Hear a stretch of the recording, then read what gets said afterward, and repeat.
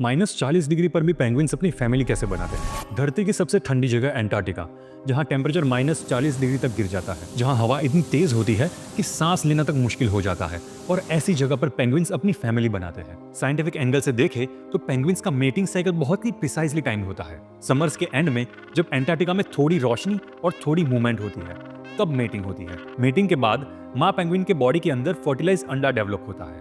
लगभग 29 दिन के बाद माँ अंडा देती है, और यहीं से सर्वाइवल का सबसे क्रिटिकल फेज शुरू हो जाता है। अंडा देने के तुरंत ही बाद माँ पेंगुइन समुद्र की तरफ निकल जाती है। ये डिसीजन बायोलॉजिकली नेसेसरी होता है। उनके बॉडी के रिजर्व्स खत्म हो चुके होते हैं। अगर वो रुकी तो माँ और बच्चा दोनों मर सकते हैं।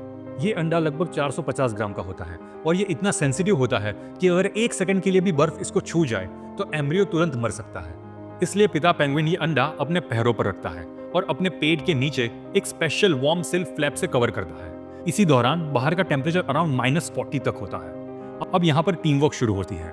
हजारों मेल पेंगुइन्स एक दूसरे के बिल्कुल आस-पास खड़े होते हैं, एक हडल बना लेते हैं। जो बीच में होता है वो ज्यादा वार्म रहते हैं, जो बाहर होते हैं वो ठंड झेलते हैं। फिर धीरे धीरे पोजीशंस चेंज होती रहती है ताकि कोई जम ना जाए।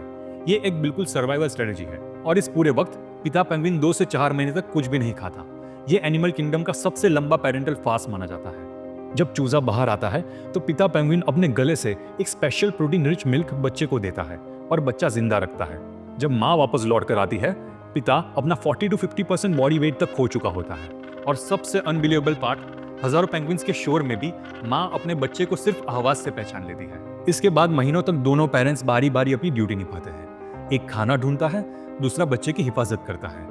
एंटार्क्टिका जैसी कठोर जगह पर जीने के लिए पेंगुइन सिर्फ सर्वाइव नहीं करते, वो एक सिस्टम बनाकर जीते हैं।